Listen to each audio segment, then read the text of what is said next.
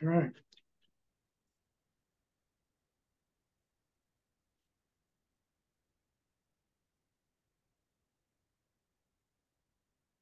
Welcome, Mike. Thank you. You've made our quorum. You're muted too. All right. I'm gonna call to order the meeting of the Zoning Bylaw Committee for August 28, 2023. Alphabetical roll call of who's here. I guess now I'm first. Tom Callahan here. Mike, you're next in the alphabet. Mike, you're muted too.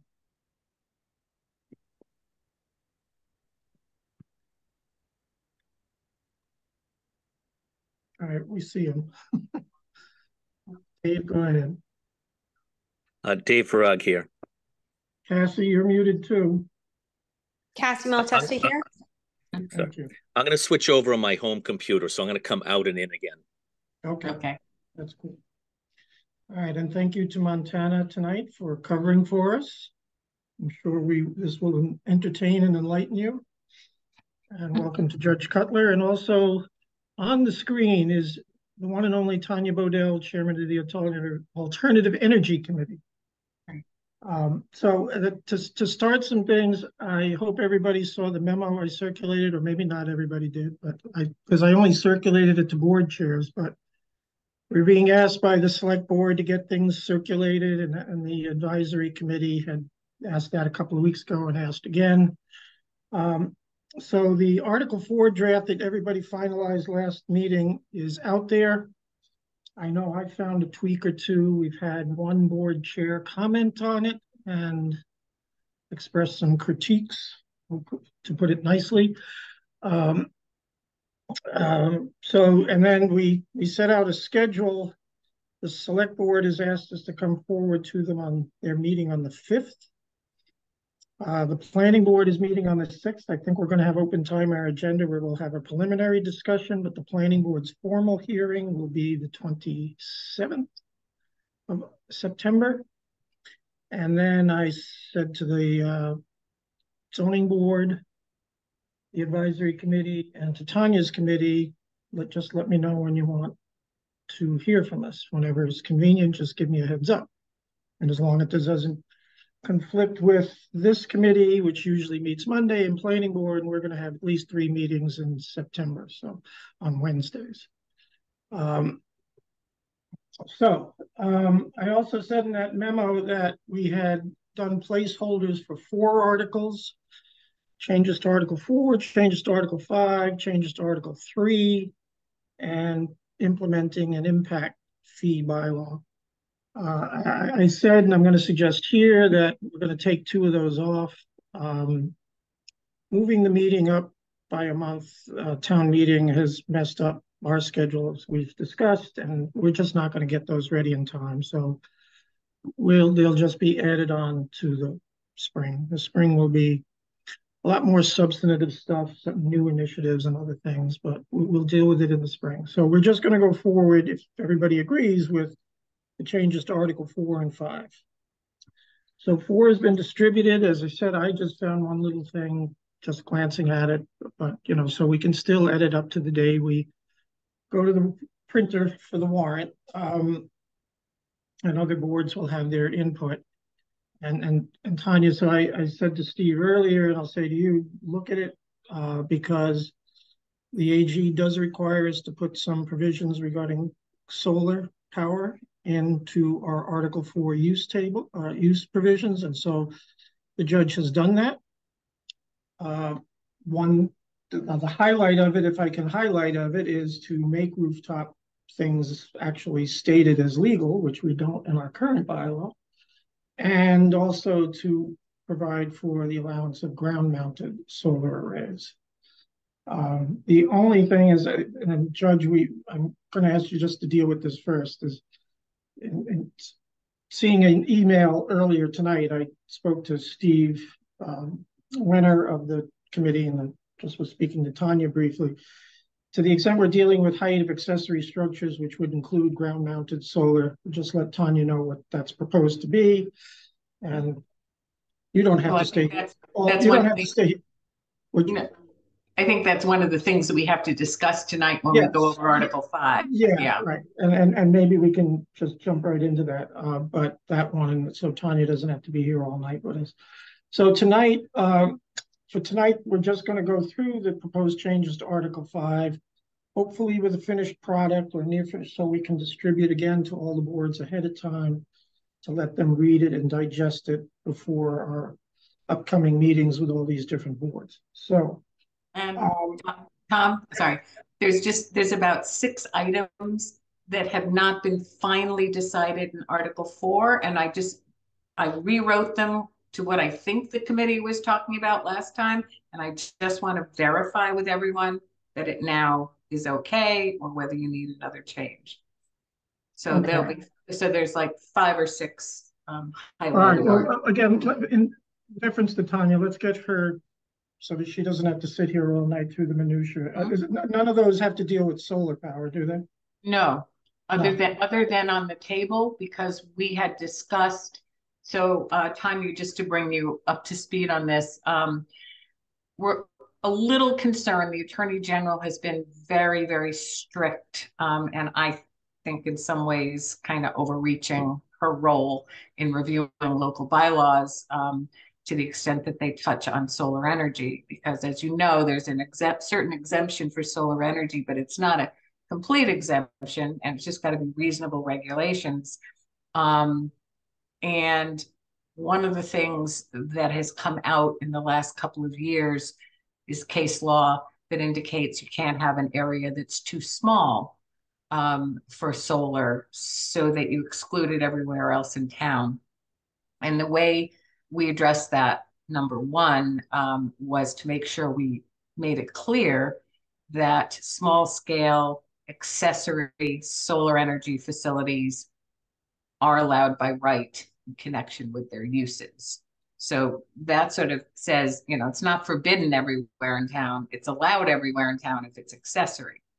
The larger scale ground mounted solar energy facilities are only limited to those two areas in the overlay district. And my concern is that going to be enough? And should we expand it and allow it someplace else? It won't be we don't have time to change the size of the solar energy overlay district, but we can at least say it's allowed in another district, but subject to the dimensional requirements and all the other rules and regulations that relate to how they're maintained and operated.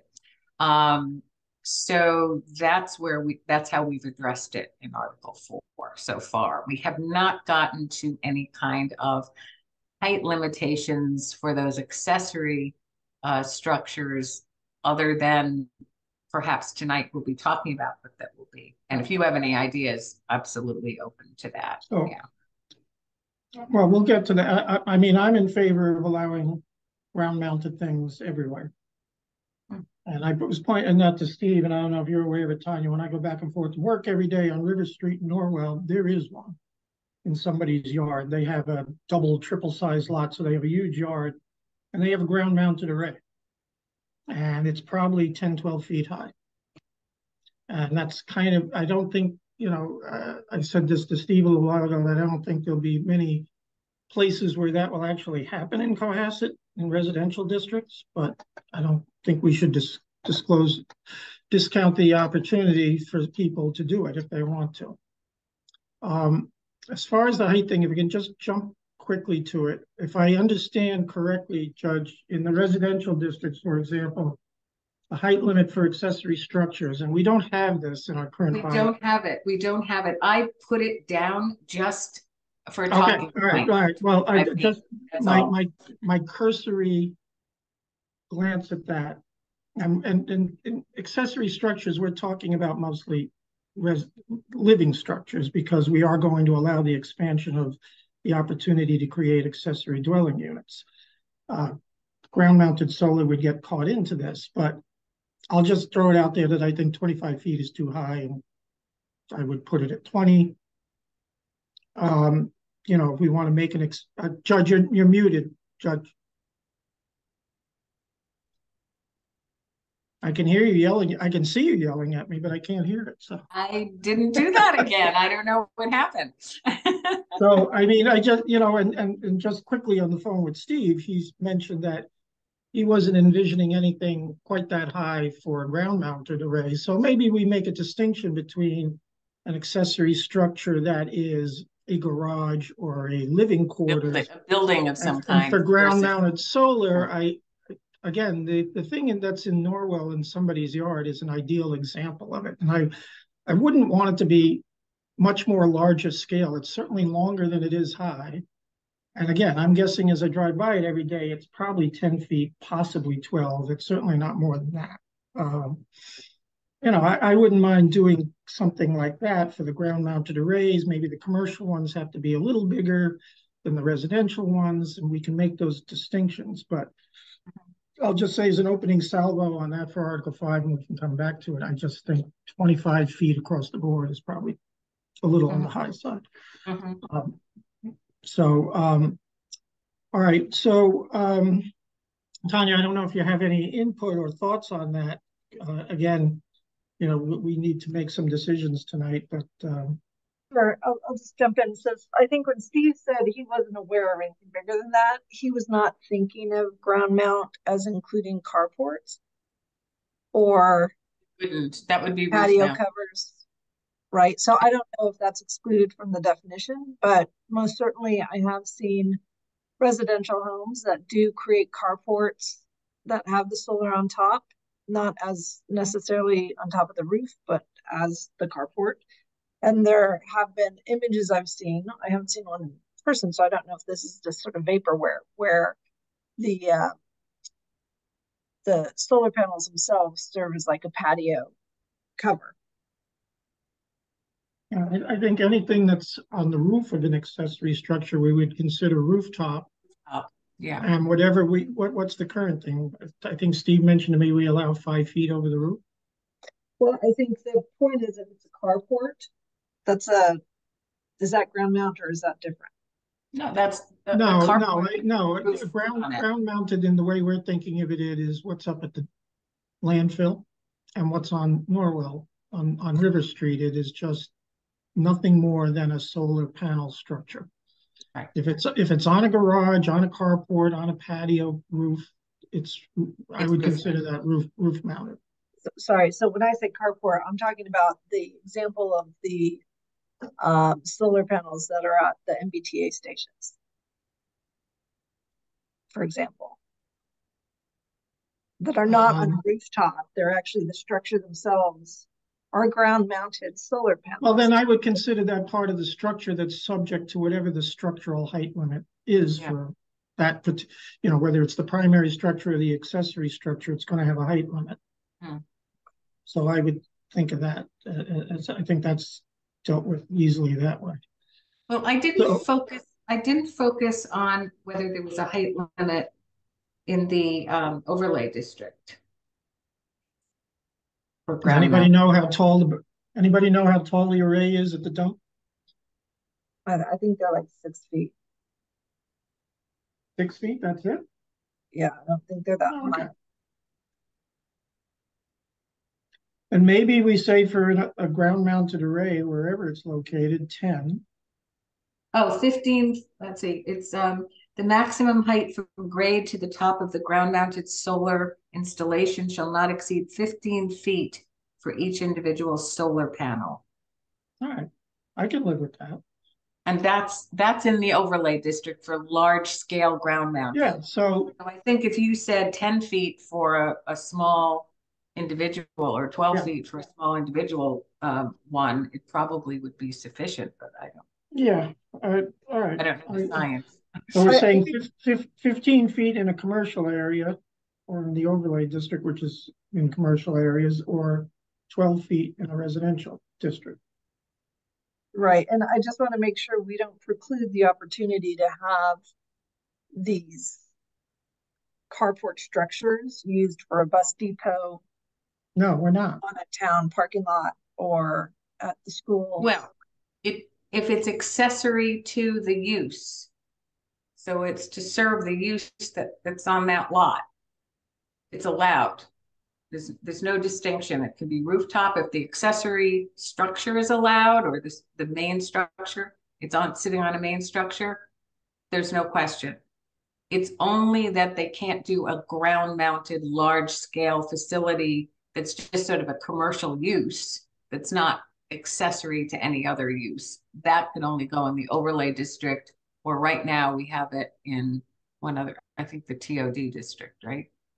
There's any preclusion of that, it would be under the building code of what you're building a structure out of. If you're Right. building it out of panels versus wood or concrete. It's not a zoning issue per se. If somebody is allowed under the building code to build a garage or a carport made completely out of solar panels, knock yourself out. Right. And whatever the height is today that we set for garages will be that height limit. But for the purely array structure, I guess, anybody else jump in, but developing a consensus that it would be 15 feet in the overlay / commercial areas and 12 feet in residential areas. Yep. And again, I want to make sure an electric school bus can go underneath, or any bus can go underneath them in the event we use that. Well, don't forget the applicable dimensional requirements to an educational use are somewhat exempt, and they can be exempted if it's an unreasonable relationship in relation to their use. So that would be an argument that the school department would have to make if they're trying to build a shelter that's higher than this. That would be the same whether it's solar or not. Whatever height of the structure they can build is what they can build. I mean, that leads to our discussion. Like I said before, the reason we want to put a height limit on accessory dwellings is A, we don't have one, and B, we're going to expand the opportunity to develop residences over garages. So we already have to account for the height of a garage underneath and a structure above, and we just have to settle in tonight what's the right number. It's not going to be 35 feet like a house, but it's going to be something less. And in a commercial district where a bus might be stored, that's the owner will decide within that height limit how much taller the garage bay has to be than a car garage bay. Car garage bay can be 10 feet. A school bus bay probably needs to be 15 feet. And then that would lead, for 10, if the current proposal written down is 25 feet in height, well, that leaves, 15 feet above a residential garage for something and 10 feet above a commercial garage for something. Yeah. So, and I think Tanya might be thinking of situations where someone has a commercial parking lot and they want to build a structure on top of it to cover that parking, and it's going to be used for solar. That doesn't really fall necessarily into everything that's here. And in my head, I'm envisioning that there'll be a next iteration of dealing with solar to deal with these mid-scale solar arrays, because something like that, if it's large enough, is really not accessory to the use that it's serving. It's, so it wouldn't be allowed by right. It would have to be something that would be allowed just as the large scale ones are. But you're probably going to want to make some definitional, dimensional and, all those requirements to really make sure you have it down to the technical level that you need to administer it. And we didn't fool around with that in this iteration. We haven't touched Article 20. That's something for Article 20. And if you guys have any ideas about that and want to have not just large scale ground mounted, but also medium scale or large scale roof mounted commercial ones, right. That's something to talk about in the context of Article 20. Right, and clearly, we've discussed this before, Tanya, any other changes to 19 and 20 we're putting off to the spring. Right. Totally understand. We're just doing this because the AG will kill this warrant article if we don't put something about solar in it. And the height is just something we need to do as a matter of immediate housekeeping. But I do think,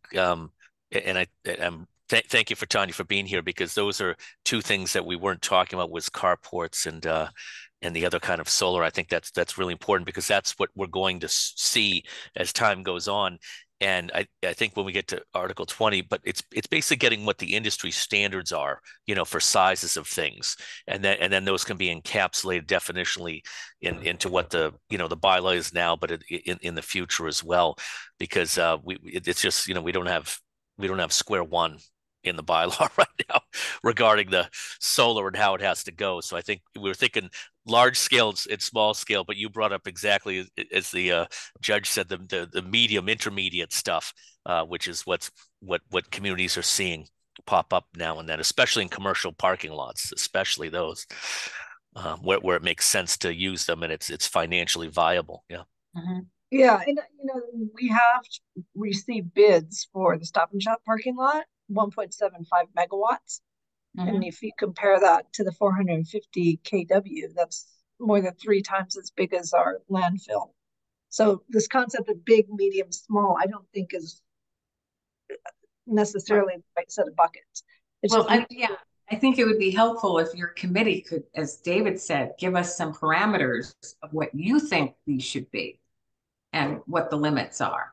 And then we can include those in the definitions and work out the regulations in relation to the size and scope of these things and whether there's a limit on it, in relation to the area of the lot or something of that sort. So I've got it on my bucket list to start on that right after town meeting. So if anything you can send to the committee over the next month or so would be very much appreciated. Yeah. We put off meeting with you guys to talk about all that stuff because I wrote some ideas. But again, set up something if you can in September so we can get your feedback on Articles 4 and 5. And then after town meeting, we can meet about looking ahead to 19 and 20. Yep. No, totally understand. I think our concern is we just want to make sure the height limit is not so stringent that it's preventing some of the projects that we've seen or have endorsed or would like to have the option of doing. And that primarily from a ground mounted solar definition comes to be, for lack of a better word, the carports in commercial parking lots in the MBTA station. Potentially. Okay, those are not ground mounted. Those are roof. Well, just forget. Don't. Well, no, but it's not rooftop. It's not on any roof. There's no building. But it's not ground mounted either. Ground mounted is what's at the dump. Ground mounted is what's on River Street in Norwell. It is a standalone solar only structure that is not on top of anything. It's standing up on a framework by itself, slanted towards the sun. Okay. That is what ground mounted is. Okay, so in that definition, does that include or exclude the Hingham MBTA? No, as I said before, if the building code, which is not a zoning issue, will allow you to construct a structure that is made of solar panels rather than wood, steel, concrete, fine. And then it will be subject to the height limit and the size limit and the setback limit of any other garage or structure, carport that is built of wood, steel, and concrete. That's a building code issue. And if the state building code is caught up with solar and is allowing this stuff to happen, great. Nothing in this bylaw will preclude that from happening other than on normal dimensional requirements. Except for scale. And I think that's important to understand. Right now, your bylaw doesn't allow it anywhere. Technically, nobody can put up solar panels or rooftop or otherwise anywhere except the overlay district. So what we're trying to do is expand the opportunity. We're starting out with by right, accessory to the use that's there. So there'll be smaller scale. The medium scale, the large scale are something we definitely have to address, but not at this point. That's got to be addressed when we deal with the whole Article 20, because we just didn't have the bandwidth to do a complete solar energy thing for this time around. Right. I want to make sure the definition of ground mount solar in the industry includes ground mount solar that's high enough for cars to park underneath it. In the residential districts, it'll be 12 feet. If they can get a car under that, they can get a car under that. And it'll be 15 feet in the commercial districts again, but it can't be a large scale. You can't have a big parking lot, as you were talking about the Stop and Shop. That would not be accessory to the Stop and Shop use. That would be a whole another commercial money-making solar enterprise. And that would not currently be allowed. And that's something, if you want to allow it, is got to be discussed with the rest of the solar, large-scale solar. Okay. And I think it would be good when it is done with that, I do think we're going to need more definitions regarding carports and what they are and what they aren't, so there's no confusion, you know, in between what a ground-mounted versus a carport. And I think, and then also with the industry standards of what the size of them should be. And then you know, once we get through with this part of the bylaw in the special town meeting, then when we look at it going forward, we can look and see what other towns have done with that specific use and size as well, and see what makes sense. And if you know of any towns who have bylaws that you particularly like, and you think that there's some of these, that they govern some of these items that you would like to see, you know, you could point Tom in that direction too. Okay. Okay. You know what? While we've got Tanya, Tom, we probably should mention the wind energy issue as well. So we ran into a question as we were discussing the Article 4 use regulations and where are wind energy turbines allowed. The bylaw doesn't say.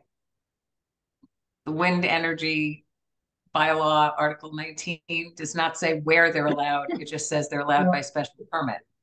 So you can take that one of two ways. They're either allowed everywhere, or they're allowed, you know, nowhere at this point. Well, we have a bylaw to govern it, but they're not allowed yet.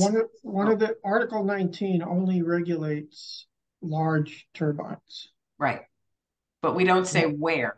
I know, well, because of the size requirement, it kind of dictates that. But one of the changes I have proposed for 19 is to allow small scale turbines at a individual building level. Right. But again, that is something I think when we deal with 19 and 20 in the spring, we have to think about that. Right. We're leaving it as is, and it's funny that the AG is focused on solar and not wind at all, but be that as it may, but that's something we do have to discuss. But right now, I think we're protected from them popping up all over because of the other requirements. And it's clearly with the power output going towards large-scale generation. So we'll get to that too, but think about those, Tanya. We're going to need to, you know, bring 19 into the 21st century, as well, you know, 22nd century even. We have to anticipate. Wish list. Yeah, no, we have to anticipate that the world's going to go in that direction, and we should be ready for it as best we can be ready for it. And you're going to have to deal with battery energy storage at some point or another. Yeah. And what about geothermal? What about it? We haven't touched it. Okay, you haven't touched it. That was the question. So that's not the goal here. This is to update the current bylaw. Anything of that nature. I mean, one of the other things that's going on in Montana could speak to this somewhat. I don't know. I went to one meeting with Concom in Montana and some other people about, you know, looking at climate change and resiliency and, you know, getting a bylaw for that too. We touch upon it with our floodplain regs and to a certain extent, but new initiatives on the environment would be on tap for the spring, maybe even next fall. And that can include all kinds of things. I mean, I think we do as a town have to prepare for, you know, coastal resiliency and take a look at our floodplain bylaw. And, you know, there are model bylaws out there. And I think there's some kind of interdisciplinary group in town who's starting to work on that. Like I said, I've only been to one meeting, but Montana could speak to that. But, you know, we bring it all on the table, you know, other forms of energy. It's not just solar and wind. So we bring it all on the table and you know, what I'm envisioning is we have a new environmental article that's going to have then as sections, wind, solar, you can have climate change related stuff and other stuff all in one nice place within the bylaw. So I don't think that this interdisciplinary group in town is going to have a climate change thing ready for the spring. So that might all be a target for the fall. We won't be able to do it by the spring. There's so many other. We got other things to do in the spring. The new initiatives on the climate and energy is probably the last thing we will do, short of reorganizing what we've messed up. But that'll be the fall probably. So we can deal with 19 and 20 in the spring, but other new stuff. Yeah, I think the basics, you know, we want with what happened this last spring with the bylaw that got the first set of things in. This special one will clean up the rest of the bylaw and getting all the basics, the use tables, the accessory thing. You know, it'll get the whole baseline of the, you know, of getting everything where it should be, and then we can also get in the spring, you know, the wind and the solar one, which will clean everything up, and then after that. Because I mean, there's all sorts of things going on in town regarding, you know, looking for grants for particular projects and things like that regarding resiliency. And I think that's got to be sussed out more of what comes out of that and the areas to look at and so forth. Right, got it. And just Article 4, the EVs, the EV charging stations in Article 4. Mm-hmm. That going before the town in the fall, or that's part of this. That's part of this. It's saying you can have an EV on, making sure that people know that's an accessory use that you're allowed to have. Right, and that's as of right. I understood that for residential and for non-residential, it's not. It's as of right as long as you're not charging for it. Yeah, I guess I was trying to understand the language as it was written. Yeah, well, but that's a good point. I mean, we want to make sure that's clear. The idea is a commercial EV station is not currently allowed but that may be something that's allowed in the future. But for now, these are by right things. But if you're putting it in a parking lot in a commercial district, you really can't charge for it. It's got to be accessory to your own use. So it's really for your employees, your, you know, guests or your, you know, company cars or whatever that you have. And that's just subject to site plan review about where you locate it. Okay. And so the existing 18 ports that the town has installed. Town's exempt. Town's exempt. Those are exempt because they're grandfathered. So the town can charge. No, because they're a town. Because they're a town. It's, zoning bylaws don't apply to the government, believe it or not. So well, this one doesn't. This one doesn't. Some do, but this one doesn't. Yeah. Okay, so the town can charge. That's good. And the whole electric vehicle, if there's a grant provided by the state of Massachusetts, they require, or some of the grants require, it has to be dedicated to electric vehicles. But the language as written in the commercial sense would not allow that to be dedicated to electric vehicles. What dedicated? The parking spot can't reduce a parking space. Right, you'd have to have an extra parking space for electric vehicles that would be using the charging station. Okay, so that's for an existing parking lot. Or for any parking lot, if you're building it new. If you're required to have 10 parking spaces and you want to have an electric charging station, you can't take up one of those 10 required parking spaces to do it. You have to have another one. You have to have another. Got it. Okay. Or another area. Yeah. Yep. Okay, great. All right. Anything else? This is helpful and it provides great context and you've made great strides and I look forward to having Tom present. What nights of the week do you usually meet? We meet the second Thursday of the month. So our next meeting is September, let me just look, 15th. All right. Well, why don't we plan for that? I won't be able to make it, but yeah, they'll have to. I will not have a voice that day. Okay.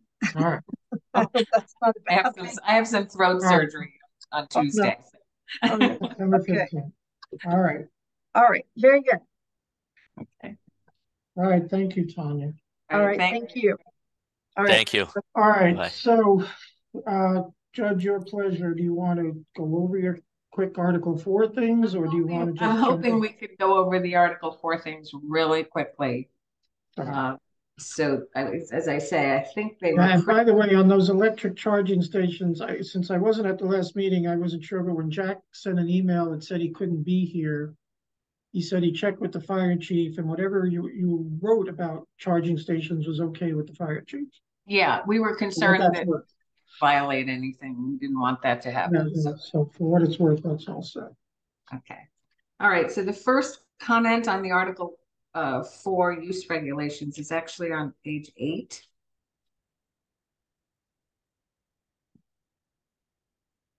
We had put back in kennels and stables. These are the ones that are not exempt. So they're on less than 5 acres, and these are commercial kennels and stables.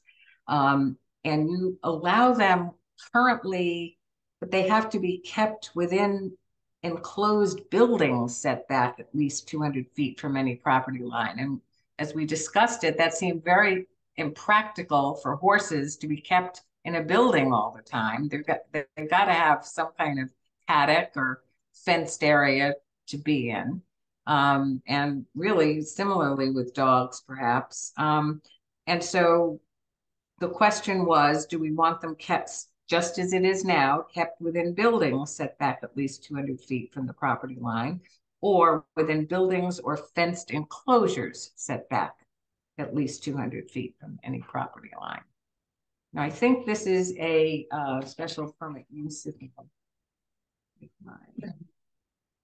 We only have one kennel, and I don't think it meets the 200-foot setback at all.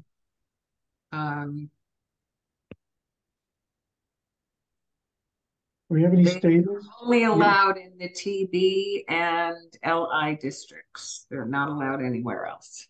Oh. We have a grandfathered location, but, Yeah. and I don't know how many horses I don't know if anybody keeps horses So anymore. it's probably not going to be a big issue with anybody? No, No, okay. leave it like that. Did you say it's in the downtown business district it's allowed? TB, what's TB. TB. TB, Technology business? technology Yeah, it makes business. no sense.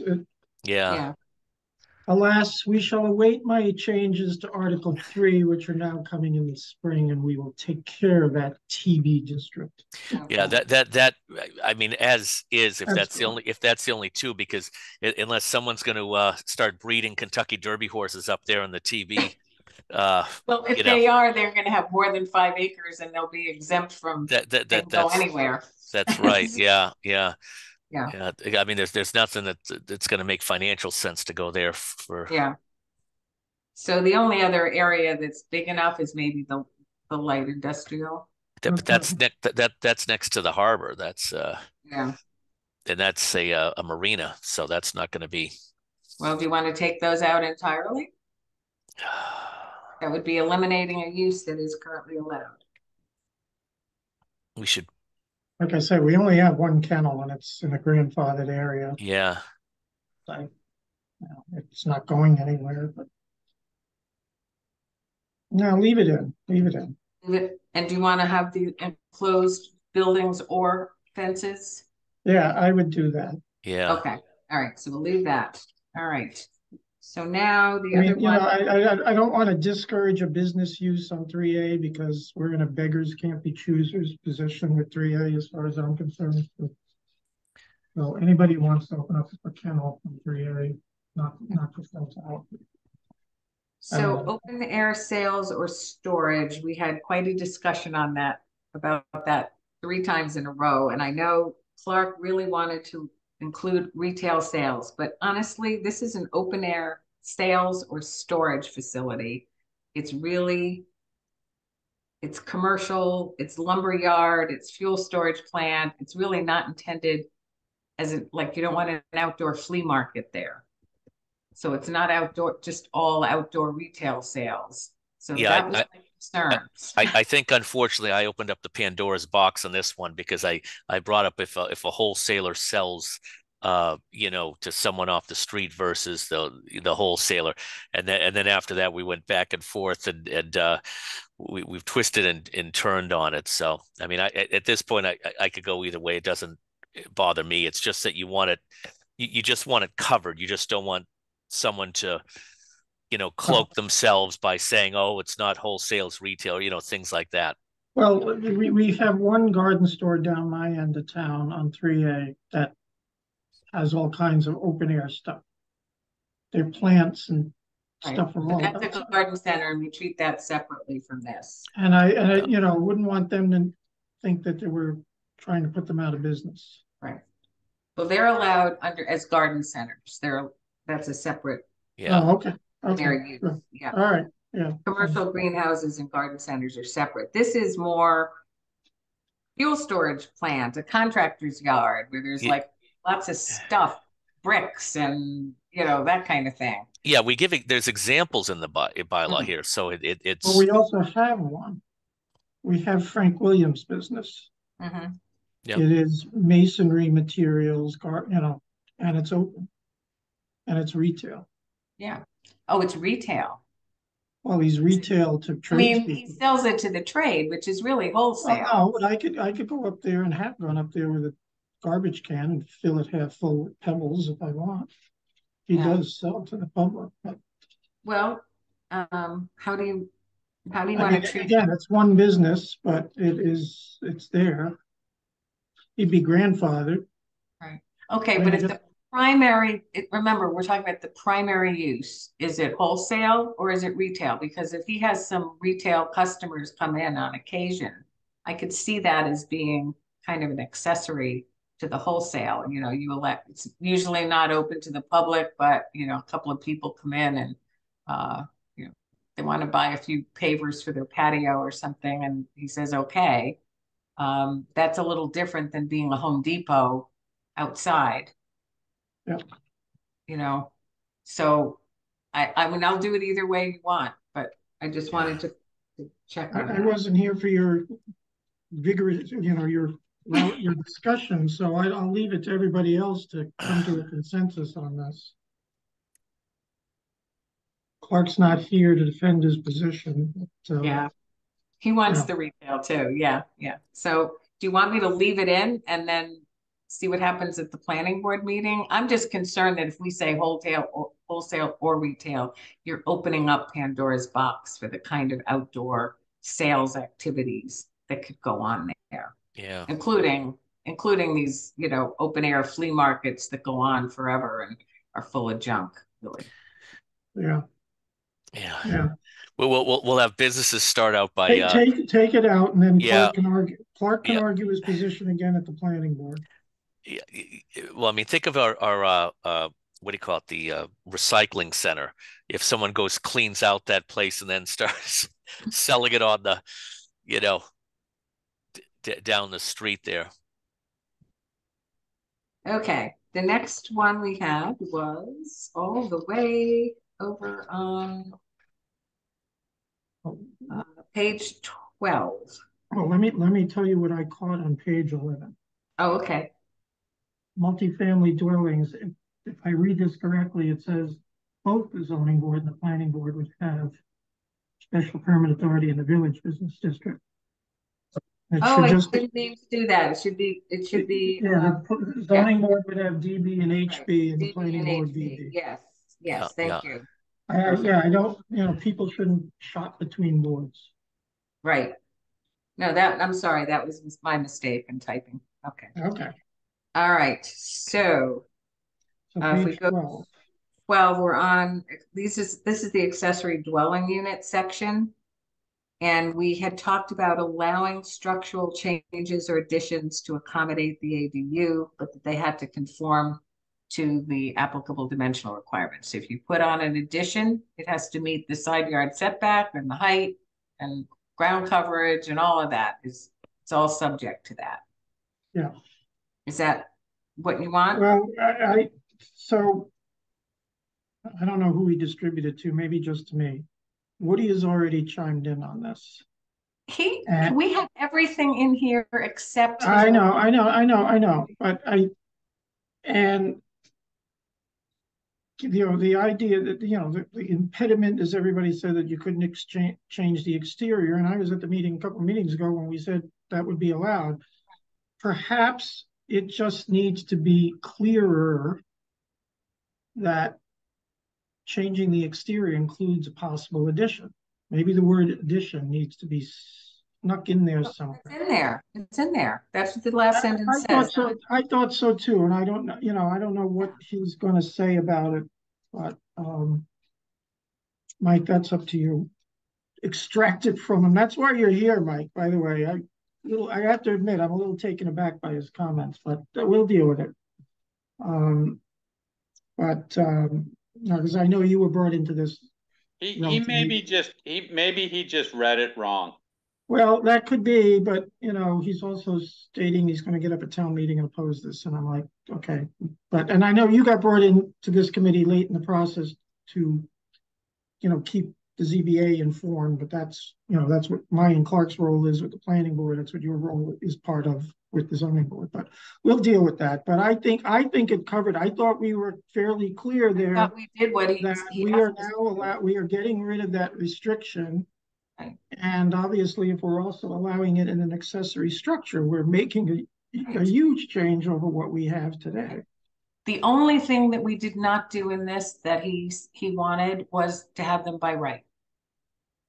And I think we talked about that last week, how we didn't want to expand too much. We didn't know how it was. And I think that goes along with, I don't know if he's got a thing about the cap on it, and the yearly cap and the 10-year cap. And I think this committee, when we discussed this a few weeks ago, was really conscious of not opening the door too wide. Right.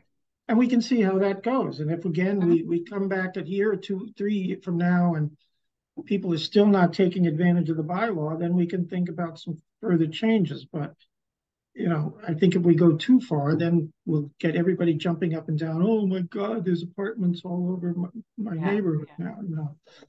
So okay. So that's good that we got a preview of what we're going to hear. So. So the other issue under that ADU thing was J, which is on the top of page 13. We sort of never resolved this new outside parking also have to be screened for just the storage. Speaking of which, I'm just looking at this. So we just looked at H, I, J, K, L. Then it goes back to H, I, J. So we're probably like at M, N, O, P. Oh yeah, it should have continued. Oh my God, where's the automatic number in there? Okay, L, M, N. It's O now. P. Yeah, Q. on page 13. Okay, that's O now. Any new outside parking and storage areas provided for the ADU must be screened by fencing or landscaping. Right now, you require the storage areas. We threw in parking as a discussion item, and I don't think we ever resolved it. I think there was some sentiment. I think Clark in particular did not want any of the screening requirements. So basically leave it to the special permit grant. Yeah, and I think if as a practical matter, if even your accessory dwelling is, located in a garage with a driveway right to the street, it's going to be difficult to screen that. We're not going to have people fencing their driveways. So you want to just take that off? Yeah, I would take out the parking screening requirement out, because that is something. When you're doing the special permit, you have to you have power, a special permit granting authority, to require screening, and it may not be bushes, it may be a 6-foot high fence, and that's up to the special permit granting. The argument on the other side is that if it's there in plain language, that when you get the design, that while people can argue about the significance or what it is, at least it's there. So in other words, people are going to do the least amount as what is going to be in the bylaw. So the whole idea was to just take something off the table that's going to be an argument that, oh, there's no screening and right. This thing's running up to my property and blah blah blah, and so it just takes that right off the table, that there is going to be some sort of screening or fencing or otherwise. That was the argument on the other side on it. As a compromise, I suppose you could put a statement in there that the special permit granting authority may require screening by fencing or landscaping. You just can say screening of any new outside parking and storage areas for the ADU. Yes, I'd feel comfortable with that because that it's there, and then in the chats as something gets filed, they could do it because you know, I know Tom's on the planning board. We've got Michael on the zoning board and others. I was on the Concom for many years, and you just want the plans complete so that you're not getting a half-baked book report coming in, and getting right to the meat of the matter, and especially with an ADU because it is going to be accessory. It is going to be, most likely closer to someone's property, even though it's within the dimensional requirements. So these are the arguments that are going to come up, and like I said, let's get them finished with the design off the bat. Right, and this doesn't necessarily pertain to a driveway that's already there that's going to serve the ADU. This is for any new parking or storage areas only. Yes, yeah. So we're just highlighting it, and it's still the ZBA, the special permit granting authority can decide to have more things screened. I mean, that's up to the special permit granting authority if it's appropriate. So how do we go? State that the special permit granting authority may require screening, or just leave it silent and let the special permit granting. No, yeah, I would add that provision. Okay. That they can require screening of parking. Yeah. May require. Okay. All right. So I'll change that. I've got to change the numbering system. That didn't work. There's probably more of those. I kept finding them as I was going along. Okay, I had nothing else until we got to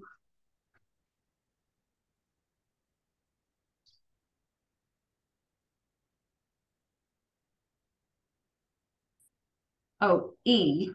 No, I'm sorry, not E. Affordable housing, and actually should be 300.4.5, right? Yeah. Yep. Yes. Okay. So the affordable housing, I don't know if anybody got a chance to, I didn't highlight anything. I think we made all the changes that we discussed last time, but I hope that you all went through it and people are pretty much satisfied with how it came out, because if not, now's the time to. Yeah, I thought I didn't participate in the last meeting, but I thought I heard somebody say why we're calling it affordable housing contribution requirements, which, just classical lawyers adding more words to a simple, just affordable housing requirement. Inclusionary zoning was 2 words. This is 4 words. I'm just curious. That's all. Why? We can do that. No, I don't care. But if there was some state requirement that this is the term. No. Just fancy. I certainly we can change it back to inclusionary housing. Yeah, I don't know. Again, maybe just. All right, and then I'll just change. Maybe make it easier for people to understand what this is. Okay. I don't know. Leave it for now. Let's see what people say. Well, I mean, I can change it back. It was easier to go AHC than write out inclusionary housing all over the place. All right. So, well, yeah. Then leave it that way. Leave it that way, and we'll see if something pushes back on it. It's not substantively. It's not much different from what we have, other than I like how the. Okay, and you were okay with the changes? Yeah, you put the priorities in order, so. That's really limited. There's very few exceptions when you can pay off your way. Good. And same with off-site, very limited exceptions. So hopefully that'll cover that. Okay, so that's all I had other than the table of uses. I just wanted to make sure that everyone had gone over that table and made sure that things were exactly as they remembered them being. We had highlighted the enclosed wholesale storage business and where it would be located. We had still that's the indoor one, not the outside ones. We had still highlighted the large ground mounted solar energy facility and whether or not it could be located by special permit in the technology business district. Along with the wind, it leaves the wind energy conservation facility and the large scale ground mounted solar, they're only allowed in the technology business, but the solar is only allowed in technology business and the overlay district. This is as a principal use right now. Yeah, well, yeah. And Otherwise, we'll see that change in the spring, I think. yeah, okay. So do you want to leave that for now? Yeah. Okay, all right. All right, so let me know if you see anything else. And then I had given you a list of other Article 4 related changes. Yeah, again, I don't know, obviously we're gonna need all that in place, at least for the planning board hearing. I think the summary is easy enough to explain to the other boards. Perhaps, zoning and advisory may want to see the details, so, we'll just need those ready at some point. I'm not sure the select. These are ready. I was gonna draft up the draft warrant article and include these. Oh, okay. Warrant Okay, article. good. But I wanted to make sure that you were all happy with the new definitions and deleting the old definitions and the amendments that I'm proposing. Yeah. So that's where we're. Oh, I'm fine with that. All right. Everybody else okay? Okay. So that's Yeah, again, if you have the warrant article when we finally get to in front of some of the boards, again, the selectmen are the first on the 5th, and I think this will work fine for the select board, but okay. All surely advisory, zoning, and planning are gonna want all No, I wanted to get at least the draft warrant article of Article 4 done this week. Yep. Okay.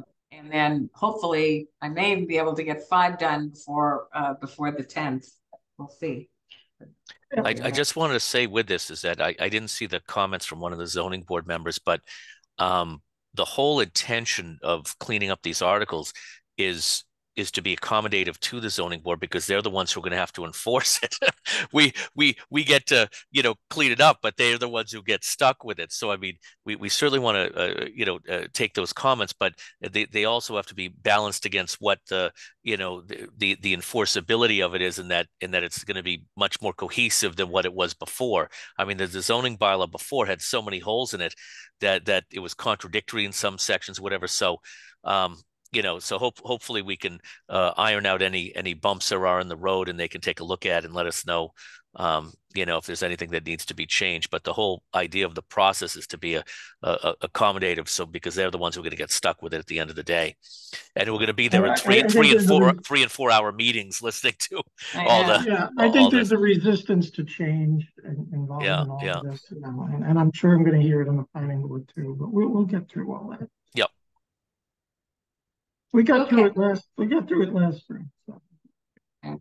So Article 5, the last. All right. The last time we went through Article 5, people, because this is a lot of reorganization and rewriting of existing regulations, we thought it would be helpful to just tell you where you'd find this regulation if you were looking in the current bylaw, just to say we're not really changing anything terribly.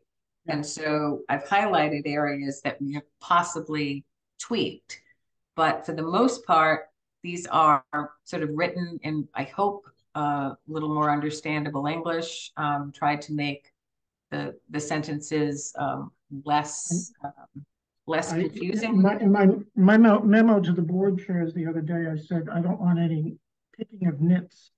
I want to avoid that, but I'm going to pick one. Okay. So 5.2 interpretation says minimum dimensional. It also includes maximum in some places. Oh, just the plain dimensional requirements. Yes. Yeah. Yes. Okay. And the changes that may come in the spring may have some really new maximum changes. And that was a question I had for you. I wrestled with the fact that people are used to the title table of area regulations. And I switched it to dimensional, but we could have table of area and intensity, table of area and dimensional, like how do you want, I just thought. Well, since the article is headline dimensional, I think we should just make the change. It's the table of dimensional regulations. Yeah, okay. All right, so Because we'll it's keep it more that. than just area. Right, Sure. that was my concern, so that's why I changed it. Okay. Okay, so again, so the new provision is 51A, which is to clarify that you can't build any structure or building or create a new lot or develop it except in conformity with the applicable dimensional regulations of the bylaw. And I think that goes without saying, but I think it's always important to say it up front anyway. So everything in B is just a rewrite of what is in 5.2. I didn't make any substantive changes. I tried not to because I think that was beyond the scope of what we were. No, but is that frontage requirement for the end of cul-de-sac something we have now? I don't recognize that because we don't. That's new. That's new. I just didn't know whether you wanted to treat something like that or you wanted, because you have nothing for how to measure around a cul-de-sac. And where'd you get that from, the 75%? That was, could be 80%, it could be 9, it could be whatever percentage you want. This was an example. That's why. Yeah, no, I like to, well, anybody's, one of the things I've been talking about for 2.5 years in this committee is changing the frontage requirements. And changing the frontage requirements is going to bring us back to a day like in the 50s and 60s when we had larger frontage requirements that will have more subdivisions and therefore cul-de-sacs. So whether we go in that direction or not, I think, we're facing a subdivision right now that will end in a cul-de-sac. So we should have something like this. Although, because you only have 50 feet of frontage, maybe it's not such a big deal because they sort of can't do much less than that.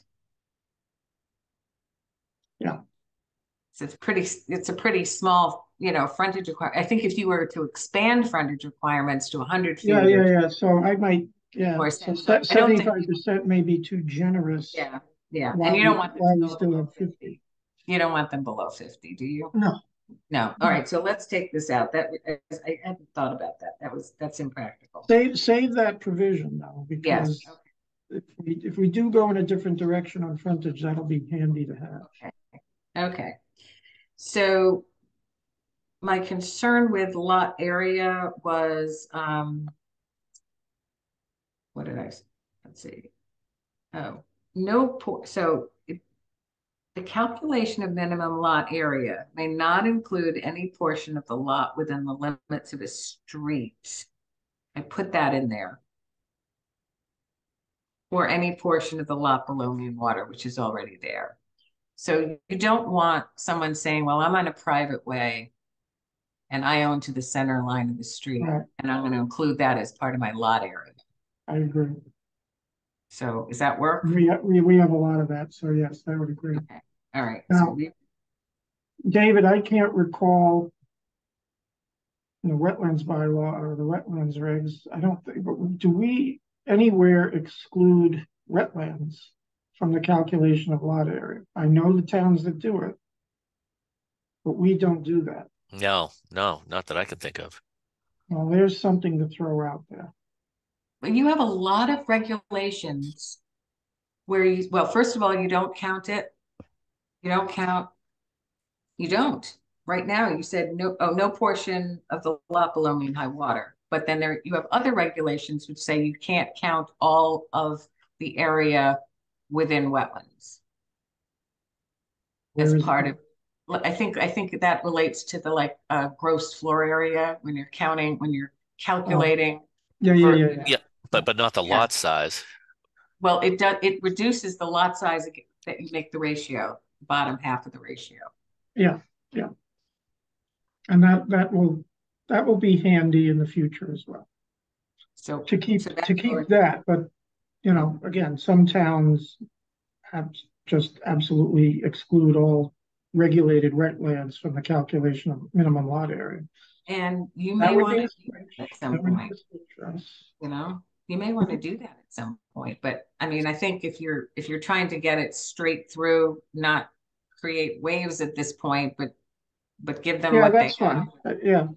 if Okay. there's gonna be substantive change in Article 5, that's coming in the spring, and Right. I'd much rather deal with those one at a time, and, you know, Yeah, there's certainly some outliers you can imagine that there's yeah, the mean some high water is good for, places along the ocean, but, yeah, of course. Right. Right. but we should think about that and think about where future development, if any, may lie. It may not be important at this point, but it could be, it depends what we do. I mean, a lot of towns have like a buildable area requirement, a minimum buildable area requirement in addition to the lot. So, Yeah. at least you have to be able to take out the wetlands. Okay, so in 5, this is one of the sort of interpretive things. So you now you expressly allow for an extension of a wall or a fence into the front yard. You allow signs actually in the front yard under section 6, but you don't really, and I guess you could allow a flagpole. I think that's what it says. No, I'm sorry, retaining wall or perimeter wall or a fence not exceeding 6 feet in height, flagpole, utility pole, and a mailbox. Where are you reading So this? if I go to 5.4, Oh, okay. okay, Yep. there's What are you saying? specific C, certain structures may be relocated within a required side, rear, or front yard, as long as they meet the corner clearance requirements. So we have those. So I just put this little proviso, except for those things, nothing's allowed in the front yard. Okay. And I Okay. want to add a sign to the exceptions, if that's all right.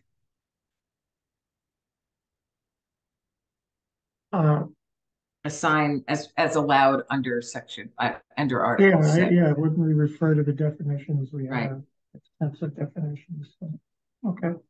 Okay. Okay. And yeah, I like how all these comments are on the side, so it'll be easy, whoever asked for red line versions didn't know what they were asking for, but this I will. mean, you can't, Yeah, and you we can, and this will help explain it to everybody, and I think whatever we should try to hand this out at town meeting too, or at least when we explain it up on the screen, have a version like this with the comments on the side, so nobody will get. I don't know if it's possible to, again, I don't know what the printing I'm sorry, my cat tried to jump on the table. I don't know what the printing ramifications are, but I wonder if there couldn't be like I don't know, sort of a little booklet that could be picked up at town meeting that gave just Article 5 as it currently exists, so people could take a look, because we're not changing all of the requirements. And that way, if they have something that has an annotated version as this is, and they also have Article 5 itself, which is only like 4 or 5 pages plus the table, it's possible then they could look at it and then they're not confused. I don't know. Well, in explanations so far, I just said this is really changes that are being generated by Article 4 because of changes in terminology, but for 2 height things that we may include, the accessory structures, and we have to talk about this a little later about the harbor, but that's it, and I was trying to make it as simple for people to understand that this is really the same with Article 2. These are terminology changes that 4 is the focus here, and we're just conforming 5 to 4 for now. But also it's a reorganization and a making consistent. Yeah, and it'll get us ready for what may be coming. So exactly. Okay, so I had a couple of comments. If you go to 5.4E,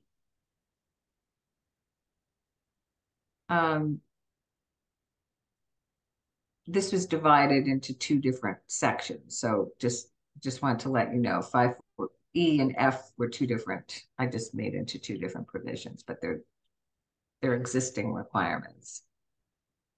So all of these, I really didn't have a lot except corner clearance.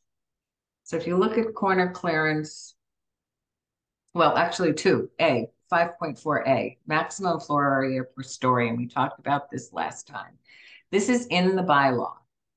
No single floor can have more than 80,000 square feet in size. Is really? Do you have any buildings with 80,000 square foot floors? So I don't know why that's in there. I don't know if it was a typo in the printed version. I don't. Yeah, by the way, when you were referencing 5.4 as a so that large home review was 5.4, that will become No. 5.5. No. This was originally in note 12 of the table of areas. I see. Yeah. And I didn't know whether you wanted to keep that in or just dump it. No, it's in here.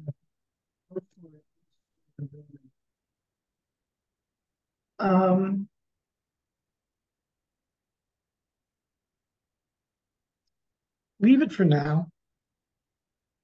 I mean, it just seemed like, is there any building that you have with Well, 80? I don't, I mean, in theory, one of the commercial buildings, I don't know how big the hardware stores, Hingham Lumber's shed out back, that might be 80,000 square feet. Okay. Stop and Shop might be. Okay. All right. So we'll leave it. The Shaw's building with all its connecting things might be. All right. We'll leave it. I would leave it for now, but Okay. I mean, for residential, yeah, no, residential, that's a little crazy. We've seen some big houses lately, but not that. Okay.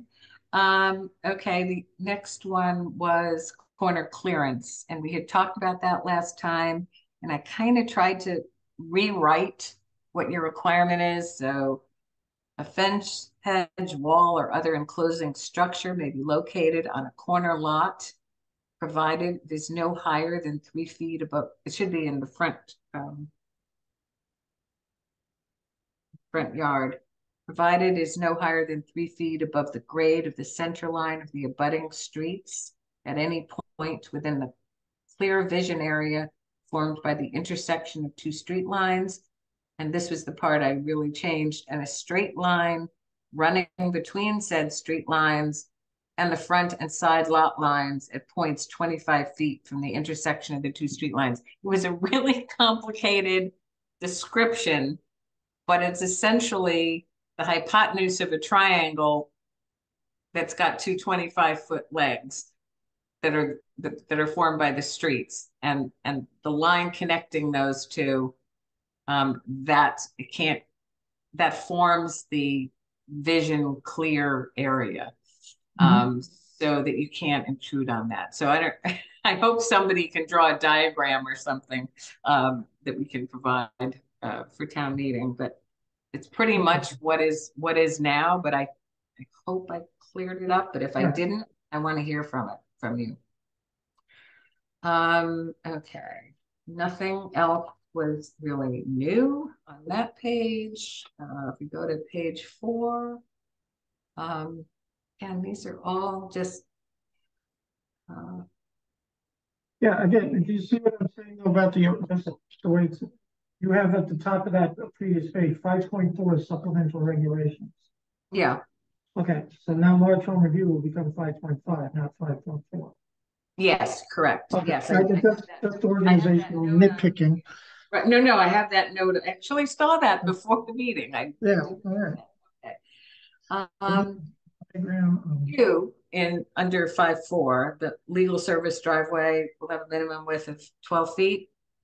We talked about that. We're going to leave it for now, but really this belongs in the access and parking requirements. Do you want to leave it here for now? Well, I mean, we're dealing with something where that 12 feet may come to bite us. I don't like it. It's too narrow, but. Well, it's minimum.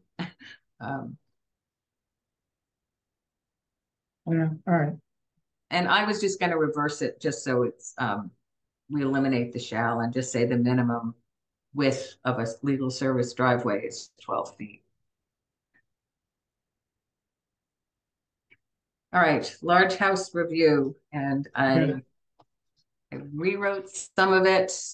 I think I didn't take out too much, but I tried to. It was sort of more words than I thought we needed, so most of it's condensed. Yeah. You I have wouldn't in, worry, I wouldn't worry about this one. Completely, it's completely unusable, unenforceable, a mess okay. to be dealt with in the spring. All right, so I just want to ask, so right now, um, it applies, no building permit may be issued on or after February 18th, 2004. I think we Yeah. can eliminate that date, right? Just no building permit. That was the day The bylaw. effective date Yeah. of the bylaw. Yeah. So do you want to keep that? Well, as a practical matter, it makes no sense, right? Right. We don't need it anymore, right? Okay. Yep. Okay. For new construction, and you have a residential building, but I think you really mean a single family detached dwelling. Or do you mean a dwelling, building a like a multifamily dwelling or a single family detached dwelling or an accessory Well, building on the lot with one of those? yeah, I mean, the name large home implied it was a single family house. Yeah. Again, we don't see much of the other, and then there are going to be other processes for multifamily buildings to be Right. developed. So yeah, construction of a single family. yeah, that's fine. Do you want to include and its accessory buildings?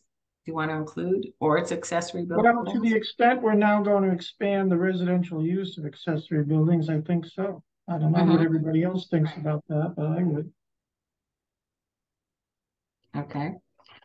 Because we are seeing some very large garages be built with these very large houses. I will Yes. tell you.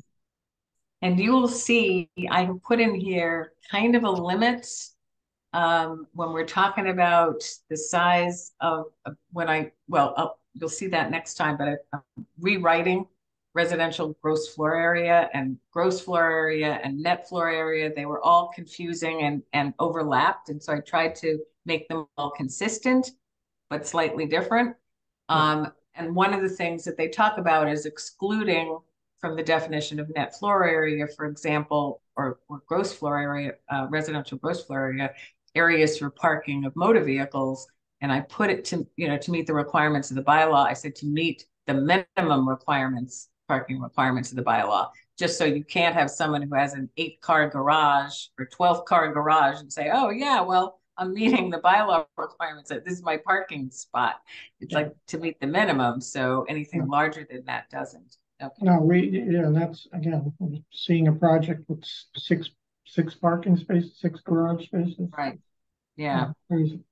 Have a Jay Leno movie. But again, in the future, I mean, again, my thought is bringing in floor area ratio for residential structures and really narrowing it down to a definition of FAR and a definition of gross floor area and leaving it at that.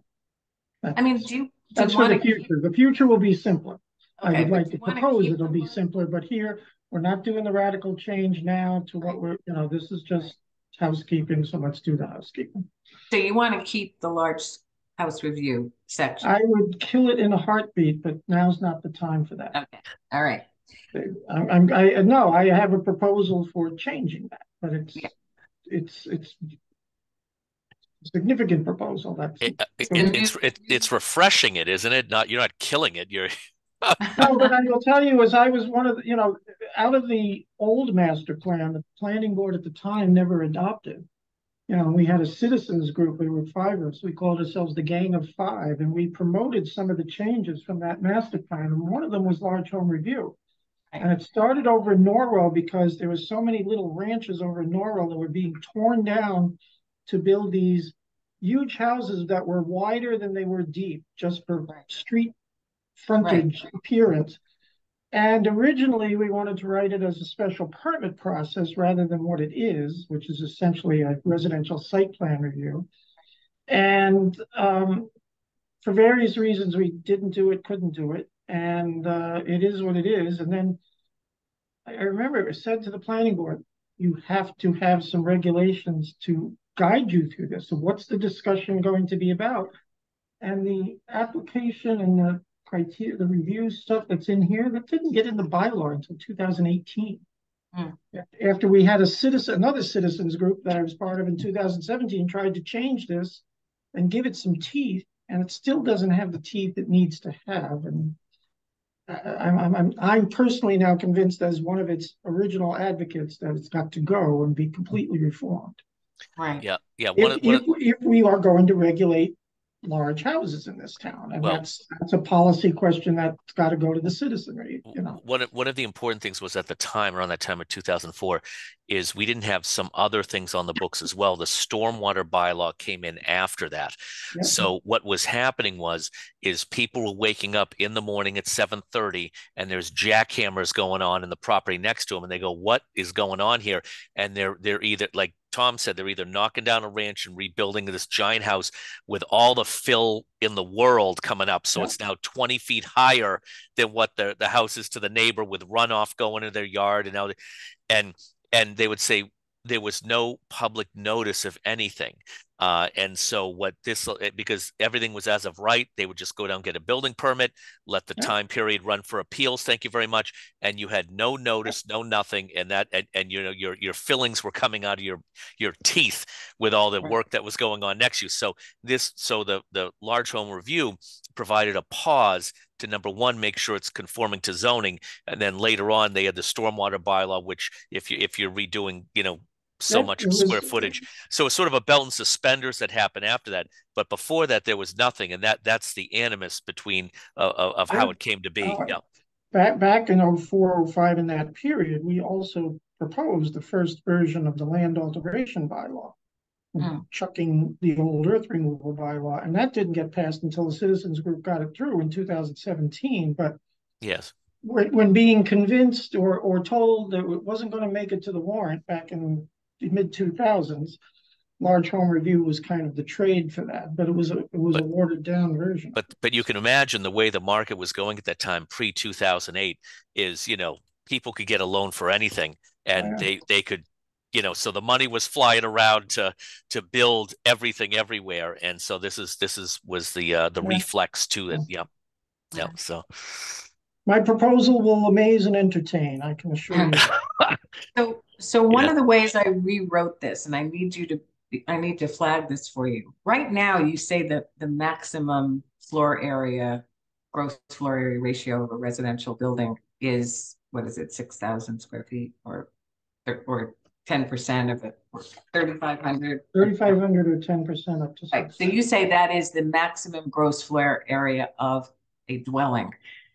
But it doesn't quite work that way, the way this bylaw is written. What all this bylaw says, if you exceed that amount, that threshold amount, you're subject to large house review. So you don't have a maximum gross area.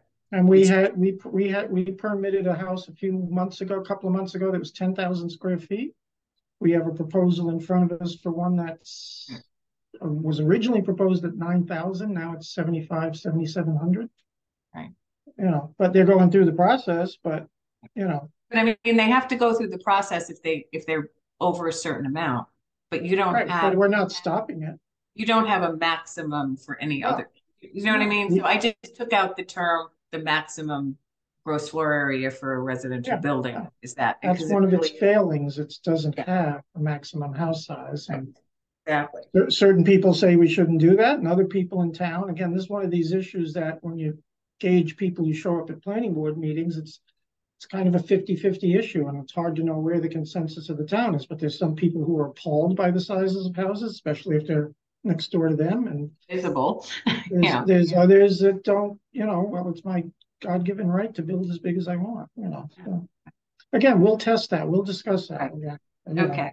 So I had a question about one phrase that I couldn't figure out exactly what you were getting at with this.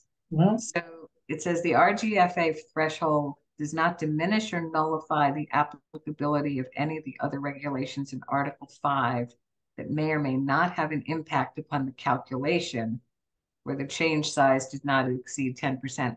I'm just not, it was confusing to me. I really couldn't figure out what it meant.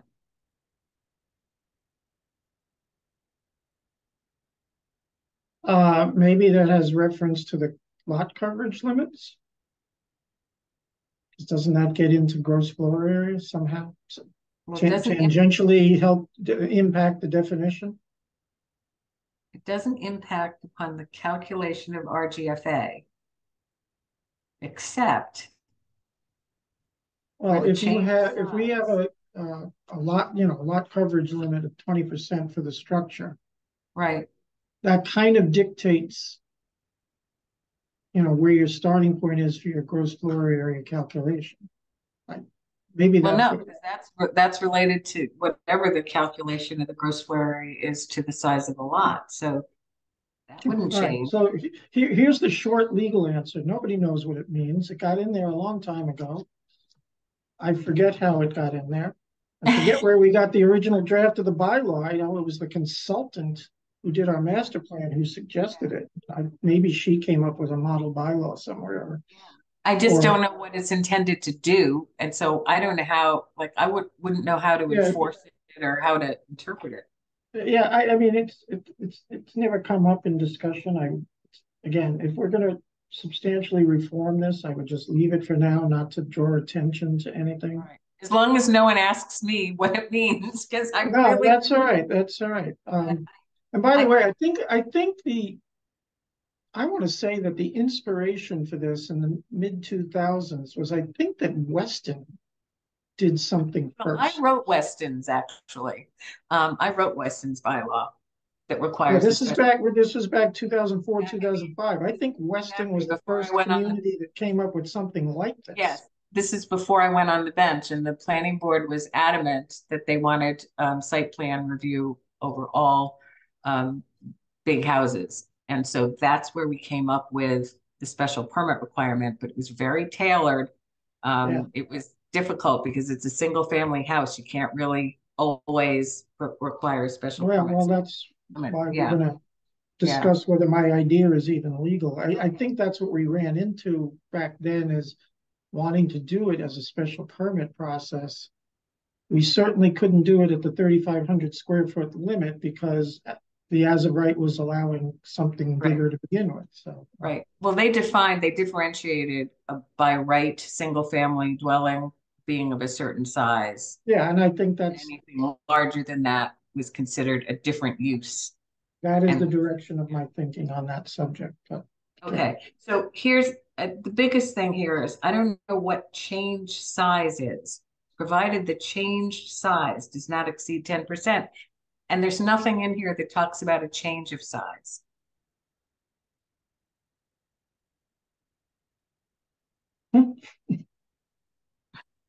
So that's where I just don't want to leave it in there because I think it's going to be unenforceable and confuse people. Yeah, again, I'll leave it to you to keep it in, keep it out. I don't know if anybody else has a strong opinion, but as someone, using this bylaw, I don't think it's at Mike, you don't remember it ever coming up being discussed on the planning board when you were on it. I don't imagine. But, No.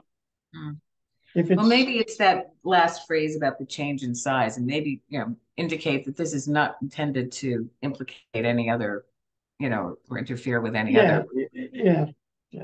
Okay, that's fine. Okay. Take that one. All right, I reversed where the application process comes in. I just put that before the planning board review process, just for logical purposes. I rewrote the planning board review slightly. You'll see the redlined version below.